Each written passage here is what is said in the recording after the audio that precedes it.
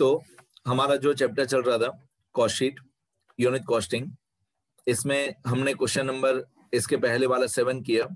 अभी हम लोग क्वेश्चन नंबर 8 करेंगे। ये भी डबल कॉस्ट शीट वाला ही क्वेश्चन है। 90% वैसा ही क्वेश्चन है जैसा क्वेश्चन 7 था। थोड़ी थोड़ी नई बातें, हर क्वेश्चन में थोड़ा नया होता ही है। ये मैंने हर क्वेश्चन को स्टार्ट करने से पहले कॉस्ट शीट के 6 हेडिंग्स लिख दिए जो हमेशा आपको काम आएंगे ही आएंगे। ये आपको नंबर वाइज याद होने चाहिए। अब क्वेश्चन नंबर 8 हम लोग शुरू करते हैं। क्वेश्चन 8 में लिखा हुआ है Vidhi limited produced and sold 10,000 walkman. Walkman मतलब शायद आपको नहीं मालूम है, आपके जमाने का जो आईपॉड है, आपके जमाने में आईपॉड आता है, पर हमारे जमाने में 20-25 साल पहले वॉकमैन आता था। एक ऑडियो कैसेट आती थी, वो वॉकमैन के अंदर डाल के हेडफोन लगा के, ईयरफोन लगा के गाने सुनते थे। तो अभी जो आईपॉड है आप लोगों का, वही हमारा वॉकमैन होता था। तो यहाँ पे लिखा है Vidhi limited produce and sold 10,000 walkman during 2011। तो ये कंपनी का नाम है विधि लिमिटेड और पहला साल है 2011। ये मैं हेडिंग लिखूंगा पहली कॉस्ट शीट की। ये पूरा क्वेश्चन हो गया। अब यहां से लेकर answer. Cost sheet of Vidhi limited for the year ending on 31/12/2011। अब पहले साल में प्रोड्यूस भी 10,000 यूनिट्स किए विधि लिमिटेड ने और सेल भी 10,000 यूनिट्स किए। ये हमको बहुत काम आता है। 10,000 सबसे ज्यादा यही काम आता है।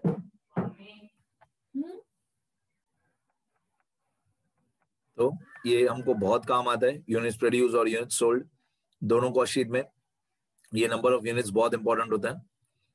आगे अब लिखा हुआ है the particulars are as under selling price per unit is ₹780। जब आप लोग प्रैक्टिकली इसको एग्जाम में सॉल्व करोगे तो सेलिंग प्राइस 780 अभी काम नहीं आएगा। मैं आप लोगों को कैसे बोलता हूँ, पूरी कॉस्ट शीट लाइन वाइज बनाओ। हाँ, तो सेलिंग प्राइस 780 लास्ट में आएगा जब पहली कॉस्ट शीट कंप्लीट होगी। उसके पर यूनिट में ये सेलिंग प्राइस आएगा ₹780। तो अभी नहीं लिखेंगे इसको, ये लास्ट में लिखेंगे सेलिंग प्राइस 780। अब लिखा हुआ है डायरेक्ट मटेरियल। ये मटेरियल मतलब डायरेक्ट मटेरियल 26 लाख। तो ये मैं पहले साल की कॉस्ट शीट में लिखूंगा। ये पूरा इंफॉर्मेशन ये विधि लिमिटेड से लेकर ये 68 लाख तक, ये विधि लिमिटेड से लेकर 68 लाख तक जो भी इंफॉर्मेशन है ये पूरा पहले साल का इंफॉर्मेशन है। और ये जो ड्यूरिंग ईयर 2012 लिखा हुआ है, ड्यूरिंग ईयर 2012 से लेकर जो भी सारी इंफॉर्मेशन है यहाँ तक 25% प्रॉफिट ऑन कॉस्ट तक, ये पूरा दूसरा साल है 2012। तो पहले पूरी फर्स्ट कॉस्ट शीट सॉल्व करेंगे। पहले पूरा ये मटेरियल से लेकर यहाँ तक 68 लाख तक ये फर्स्ट कॉस्ट शीट में आएगा। तो डायरेक्ट मटेरियल 26 लाख, तो मैं पहली कॉस्ट शीट में लिखूंगा डायरेक्ट मटेरियल 26 लाख। तो फर्स्ट कॉस्ट शीट में गए, फर्स्ट कॉस्ट शीट में यहाँ पे अमाउंट के कॉलम में लिखेंगे 26 लाख। अब मटेरियल मतलब डायरेक्ट मटेरियल, तो मैं यहाँ पे लिखूंगा डायरेक्ट मटेरियल 26 लाख। इसको डिवाइडेड बाय मैं 10,000 यूनिट्स करूंगा थोड़ी देर के बाद। पहले अमाउंट्स लिख दूं मैं सारी, उसके बाद डायरेक्ट मटेरियल के बाद आपको दिया हुआ है direct wages. Direct wages 14 lakh. तो इन दोनों को प्लस करके, तीनों को प्लस करके, डायरेक्ट मटेरियल, डायरेक्ट वेजेस और डायरेक्ट एक्सपेंसेस, इन तीनों को प्लस करके हमारा प्राइम कॉस्ट आ जाएगा। मतलब हम लोग जब डबल कॉस्ट शीट वाला क्वेश्चन होता है तो पहली कॉस्ट हम लोग लिखते ही नहीं है, डायरेक्टली सेकंड से ही शुरू करते हैं। तो मटेरियल हो गया, डायरेक्ट वेजेस 14 लाख। अब मैं यहाँ पे डायरेक्ट वेजेस लिखूंगा 14 लाख, ये डायरेक्ट वेजेस 14 लाख। इसके बाद आपको दिया हुआ है डायरेक्ट एक्सपेंसेस, ये डायरेक्ट एक्सपेंसेस में लिखूंगा। अब डायरेक्ट एक्सपेंसेस कितना दिया हुआ है क्वेश्चन में? डायरेक्ट एक्सपेंसेस दिया हुआ है ये वाला 2 लाख। डायरेक्ट एक्सपेंसेस 2 लाख, ये मैं आंसर में लिख देता हूं, डायरेक्ट एक्सपेंसेस 2 लाख। हो गया इतना। अब हम क्या किया मैंने कि जो पहली कॉस्ट होती है cost of raw material consume, उसमें एक ही अमाउंट थी 26 लाख। तो cost of raw material consume का कहीं पे हेडिंग लिखा ही नहीं। इसके बाद सेकंड नंबर कॉस्ट होती है प्राइम कॉस्ट, ये रहा प्राइम कॉस्ट। तो मैंने क्या किया, कॉस्ट ऑफ रॉ मटेरियल का ही एक अमाउंट और प्राइम कॉस्ट की 2 अमाउंट, पहले तीनों को साथ में लिख दिया। अब इन तीनों को ऐड करके डायरेक्टली हमारा प्राइम कॉस्ट आ जाएगा, जो सेकंड नंबर कॉस्ट होता है। फर्स्ट नंबर कॉस्ट में एक ही अमाउंट है 26 लाख, तो उसकी हेडिंग मैंने कहीं पे भी नहीं लिखी, आप लोग भी ऐसे ही करोगे। अब इन तीनों को मैं ऐड कर दूंगा, मतलब ये 26 लाख प्लस 14 लाख प्लस 2 लाख, इन तीनों को ऐड करके आएगा 42 लाख। ये 42 लाख हुआ हमारा प्राइम कॉस्ट।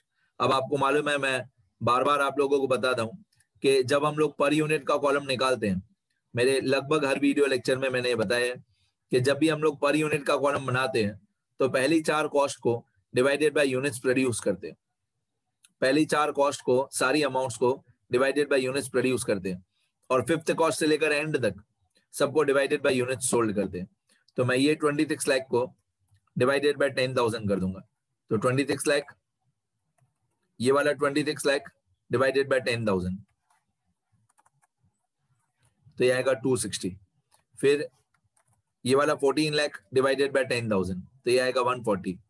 फिर ये वाला 2 लाख डिवाइडेड बाय 10,000, तो ये आएगा 20। तो मैंने इन तीनों को divided by 10,000 divide by 10,000 divide by 10,000 कर दिया, मतलब 4 0 कैंसिल, तो 260, 140 और 20 आ गया। अब आप इस 42 लाख को डिवाइडेड बाय 10,000 करो तो भी राइट आएगा, या आप इन तीनों को प्लस कर दो तो भी राइट आएगा।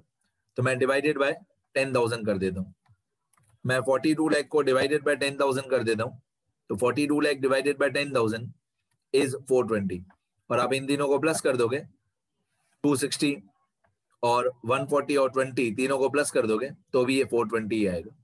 चलो आगे बढ़ते हैं। ये हो गया हमारा प्राइम कॉस्ट तक कंप्लीट हो गया, पहले साल का प्राइम कॉस्ट आ गया। आगे इसके बाद क्वेश्चन में लिखा हुआ है फैक्ट्री एक्सपेंसेस, आउटर कॉलम में टोटल लिखा हुआ है 14 लाख और ब्रैकेट में लिखा है 40% वेरिएबल।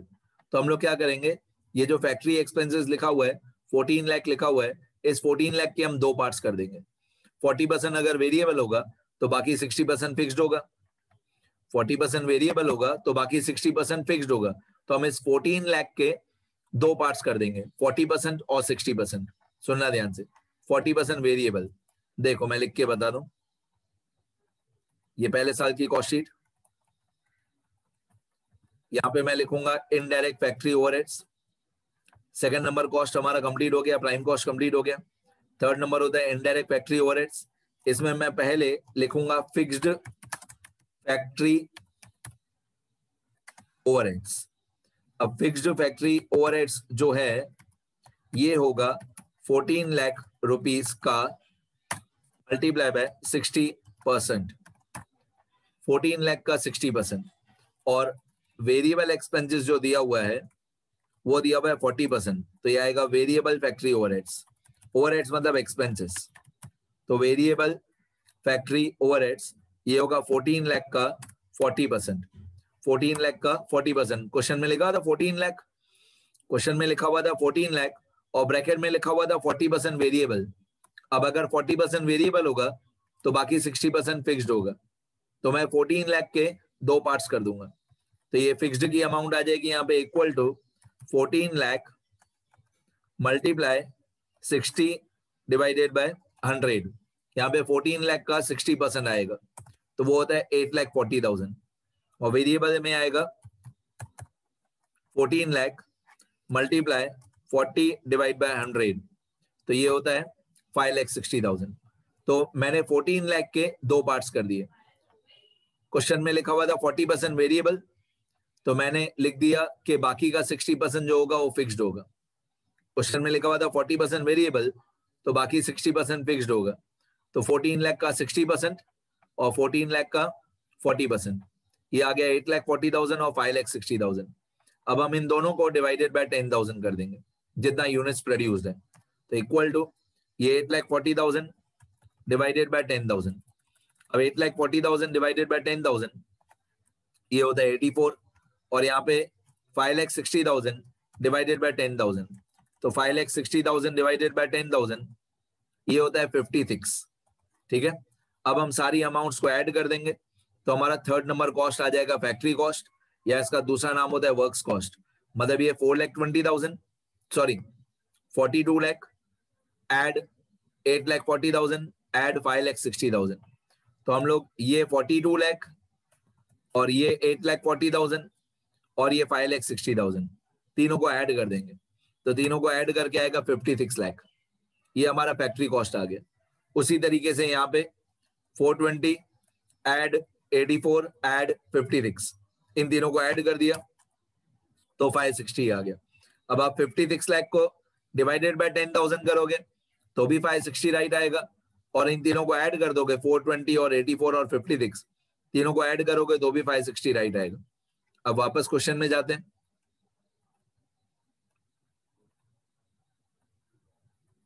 क्वेश्चन में लिखा हुआ है इसके बाद नेक्स्ट लाइन क्वेश्चन में ऑफिस एक्सपेंसेस मतलब ओवरहेड्स फिक्स्ड 5,60,000, मतलब ऑफिस ओवरहेड्स में सारा का सारा जो अमाउंट है 5,60,000 ये फिक्स्ड का अमाउंट है। ऑफिस ओवरहेड्स में 5,60,000 सारा का सारा फिक्स्ड है, ठीक है। तो मैं ऑफिस ओवरहेड्स लिखूंगा आंसर में, ये इनडायरेक्ट ऑफिस ओवरहेड्स 5,60,000 और ये सारा का सारा फिक्स्ड है, तो फिक्स्ड ऑफिस एक्सपेंसेस भी चलेगा ओवरहेड्स भी चलेगा। ये 5,60,000 सारा का सारा फिक्स्ड है, क्वेश्चन में लिखा हुआ है फिक्स्ड, मतलब ऑफिस ओवरहेड्स में कोई भी वेरिएबल की अमाउंट नहीं है, सारी अमाउंट फिक्स्ड की है। ये वाला फिक्स्ड 5,60,000 एक ही अमाउंट है और वो फिक्स्ड है 5,60,000। अब इसको मैं डिवाइडेड बाय 10,000 कर दूंगा तो 5,60,000 डिवाइडेड बाय 10,000 तो ये आएगा 56। अब मैं ऐड कर दूंगा ये वाला 56 लाख और ये वाला 5,60,000, इन दोनों को मैं ऐड कर दूंगा तो मेरा चौथा नंबर कॉस्ट आ जाएगा, कॉस्ट ऑफ प्रोडक्शन। इसकी अमाउंट आएगी 61,60,000 और यहाँ पे भी ऐसे ही ये वाला 560 और ये वाला 56 मैं दोनों को ऐड कर दूंगा तो मेरा कॉस्ट ऑफ प्रोडक्शन आ जाएगा 616। तो यहां तक हमारा सॉल्व हो गया फोर्थ नंबर कॉस्ट तक। अब क्वेश्चन में जाएंगे ऊपर, क्वेश्चन में जाएंगे उससे पहले मैं ये बता दूं कि फोर्थ नंबर कॉस्ट के बाद जो फिफ्थ नंबर कॉस्ट आता है, यहाँ पे एक फिफ्थ नंबर कॉस्ट आता है, इसका नाम होता है फिफ्थ नंबर कॉस्ट का क्या, cost of production of goods sold. इसका नाम होता है cost of production of goods sold. ये फिफ्थ नंबर कॉस्ट का नाम होता है cost of production of goods sold. लेकिन ये कॉस्ट इस पहली कॉस्ट शीट में नहीं आएगा, क्योंकि इस फिफ्थ कॉस्ट में दो ही नाम होते हैं, एक होता है add opening stock of finish goods और एक होता है less closing stock of finish goods. आपको मैंने 100 बार बताया है कि जो भी कॉस्ट होती है, जो भी हेडिंग है वो नीचे होती है और इसकी ट्रांजैक्शन ऊपर होती है। जैसे ये ऑफिस कॉस्ट है तो ऑफिस कॉस्ट की ट्रांजैक्शन ऑफिस कॉस्ट के ऊपर होती है। ये फैक्ट्री कॉस्ट है तो फैक्ट्री कॉस्ट की ट्रांजैक्शन फैक्ट्री कॉस्ट के ऊपर होती है, ठीक है। उसी तरीके से ये फिफ्थ नंबर कॉस्ट है cost of production of goods sold. इसकी ट्रांजैक्शंस दो ही होती है, एक add opening stock of finish goods, एक less closing stock of finish goods, but वो पहली कॉस्ट शीट में नहीं है क्योंकि हमने प्रोड्यूस भी 10,000 यूनिट्स किए और सेल भी 10,000 यूनिट्स किए, इसलिए ओपनिंग स्टॉक और क्लोजिंग स्टॉक पहले साल में नहीं है। दूसरे साल का मेरे को क्वेश्चन में रीड करना पड़ेगा, पहले साल में तो नहीं है, दूसरे साल का जैसा क्वेश्चन होगा वैसा देखेंगे। चलो आगे बढ़ते हैं। अब हम लोगों का फोर्थ नंबर कॉस्ट तक कंप्लीट हो गया। फोर्थ नंबर कॉस्ट के बाद ये दिया हुआ सेलिंग एक्सपेंसेस, इसमें लिखा हुआ है 70% वेरिएबल और इसकी अमाउंट है 6,40,000। तो मैं 6,40,000 के मैं दो पार्ट्स करूंगा, 40% वेरिएबल 70% वेरिएबल, तो बाकी 30% फिक्स्ड होगा। तो 6,40,000 में हम 70% और 30% करेंगे। सेलिंग एक्सपेंसेस 6,40,000, सुनना ध्यान से। यहाँ पे सेलिंग एक्सपेंसेस पहले मैं लिखूंगा फिक्स्ड सेलिंग एक्सपेंसेस और ये होगा 6,40,000 मल्टीप्लाई और यहां पे होगा वेरिएबल सेलिंग एक्सपेंसेस, ये होगा 6,40,000 मल्टीप्लाई।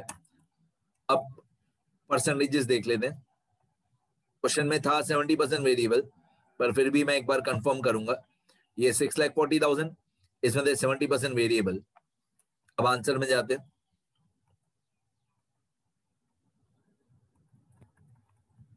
ये वेरिएबल है, वेरिएबल सेलिंग एक्सपेंसेस, इसमें लिखा हुआ था 70%, तो 6,40,000 मल्टीप्लाई 70%।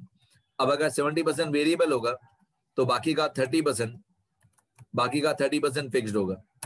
तो 6,40,000 के हम दो पार्ट्स कर देंगे। यहाँ पे आएगा अमाउंट के कॉलम में 6,40,000 मल्टीप्लाई 30 डिवाइड बाय 100, तो ये होता है 1,92,000।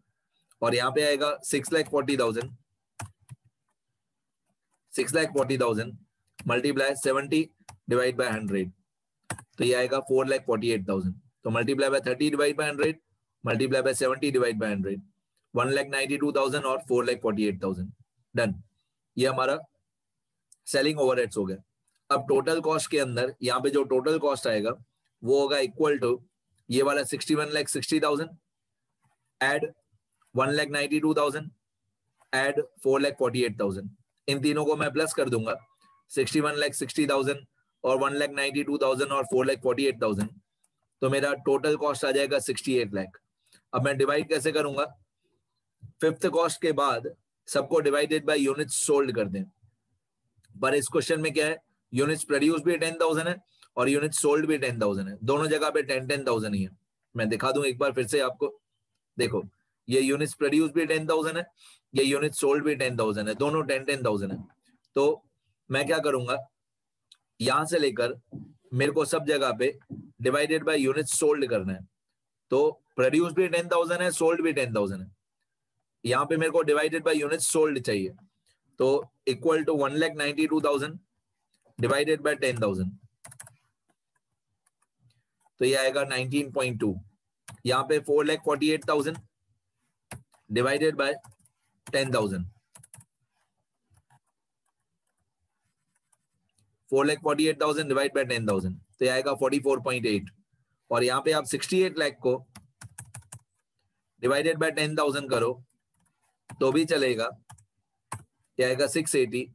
या आप अगर 616 एड 19.2 एड 44.8 करो तो भी 680 राइट ही आएगा। ये हमारा टोटल कॉस्ट हो गया। इसके बाद आपको याद होगा क्वेश्चन में स्टार्टिंग में सेलिंग प्राइस दिया हुआ था 780 रुपीज पर यूनिट, ये 780 rupees per unit selling price दिया हुआ था क्वेश्चन में स्टार्टिंग में। मैं एक बार दिखा देता हूं, ये रहा, ये 780 मैंने आपको बोला था लास्ट में काम आएगा, क्योंकि आप एग्जाम में पूरी कॉस्ट शीट लाइन वाइज लिखोगे तो 780 रुपीज लास्ट में काम आएगा सेलिंग प्राइस। तो ये 780 सेलिंग प्राइस मैं लिख दूंगा, ये सेलिंग प्राइस पर यूनिट, क्योंकि ये पर यूनिट है तो इसको मैं मल्टीप्लाई बाय 10,000 करूंगा। तो ये जो 780 है मल्टीप्लाई बाय 10,000, तो मेरी अमाउंट आ जाएगी 780 मल्टीप्लाई बाय 10,000, तो अमाउंट आ जाएगी 78 लाख। अब इस 78 लाख सेल्स में दे मैं ये वाले टोटल कॉस्ट 68 लाख माइनस कर दूंगा, तो ऑब्वियसली हमारा प्रॉफिट आ जाएगा 10 लाख। मतलब ये वाला 78 लाख माइनस ये वाला 68 लाख, तो ऑब्वियसली 78 लाख माइनस 68 लाख दोनों को माइनस करेंगे तो हमारा प्रॉफिट आ जाएगा 10 लाख। उसी तरीके से यहाँ पे 780 माइनस 680, 780 माइनस 680 करेंगे तो हमारा प्रॉफिट आ जाएगा 100 रुपीज पर यूनिट। तो ये हमारी पहली कॉस्ट शीट बहुत आराम से कंप्लीट हो गई। अब कोई स्टूडेंट्स को डाउट क्या होता है सर, कि जैसे सेलिंग ओवरहेड्स है, indirect selling and distribution overheads है, इसमें दो अमाउंट्स हैं, तो सर आपने इसको पहले इनर कॉलम में क्यों नहीं लिखा, फिर टोटल करके आउटर कॉलम में क्यों नहीं लिखा?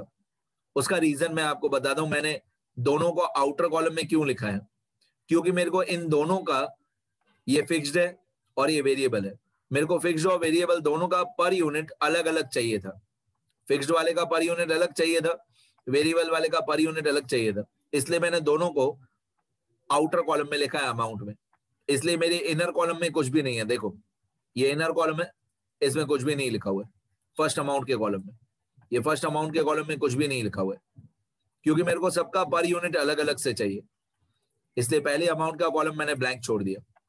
ठीक है, अब आपको मालूम है ये जो कलर किया हुआ है, आपको मालूम है सेकंड कॉस्ट शीट में फिक्स्ड जो भी ओवरहेड्स होते हैं उनकी अमाउंट काम आती है, और जो भी वेरिएबल एक्सपेंसेस होते हैं उनका पर यूनिट काम आता है। तो पूरी कॉस्ट शीट में ऐसे ही होता है, फिक्स्ड वाले का अमाउंट काम आता है, वेरिएबल वाले का पर यूनिट काम आता है। ठीक है, नेक्स्ट कॉस्ट शीट में, सेकंड कॉस्ट शीट में, अब आपको मालूम है सेकंड कॉस्ट शीट में जब हम लोग यहाँ पे सेकंड कॉस्ट शीट शुरू करेंगे तो उसमें पहले पर यूनिट का कॉलम होता है और पीछे अमाउंट का कॉलम होता है। तो इस बात का ध्यान रखना, ये ब्लैंक फॉर्मेट है सेकंड कॉस्ट शीट का। अब इसके अंदर अमाउंट्स हम लोगों को लिखना बाकी है सेकंड कॉस्ट शीट।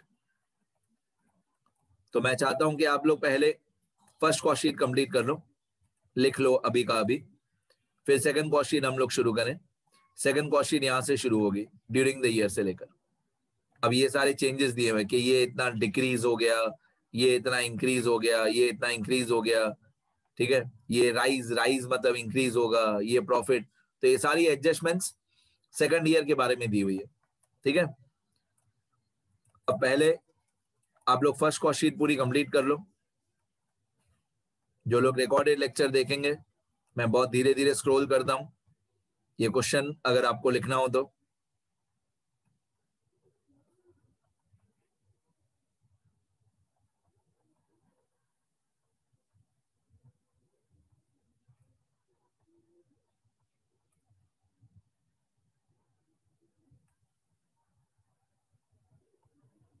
ये पहली कॉस्ट शीट पूरी कंप्लीट कर लो अच्छी तरह।